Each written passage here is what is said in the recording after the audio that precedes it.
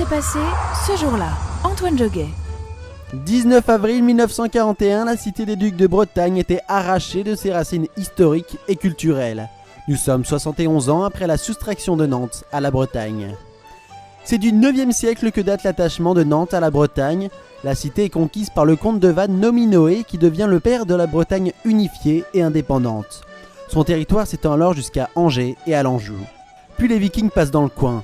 En 799, ils entrent dans Noirmoutier et arrivent dans la cité nantaise en 843. Ils ravagent la Bretagne avant de prendre le contrôle de tout le territoire de la Basse-Loire jusqu'au Xe siècle, où ils seront chassés par Alain Barbetorte. Ce Nantais devient le premier duc de Bretagne. En 1066, après 4 ducs rennais, c'est à nouveau un Nantais, Oel II, qui devient duc. C'est sous son mandat que l'administration du duché se développe réellement. À partir de là, Nantes et la Bretagne ne formeront qu'un jusqu'au XXe siècle.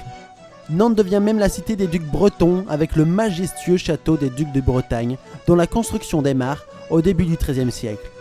La loi du 19 avril 1941 vient rompre officiellement les liens entre Nantes et la Bretagne. Ce jour-là, le gouvernement de Vichy instaure un nouveau découpage de la France selon des départements à critères économiques. La Loire inférieure, département qui a pour chef-lieu Nantes, n'est plus bretonne. Cette décision a fait toujours et fera encore couler beaucoup d'encre. Pour rappel, en janvier dernier, un amendement concernant un référendum portant sur la réunification de la Bretagne a été voté par l'Assemblée nationale.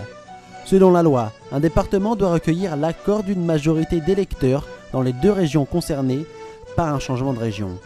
Avec cet amendement, seul l'avis des Ligériens sera nécessaire. Le texte est encore loin d'être adopté, mais un premier obstacle a été passé pour les défenseurs de la Loire-Atlantique bretonne.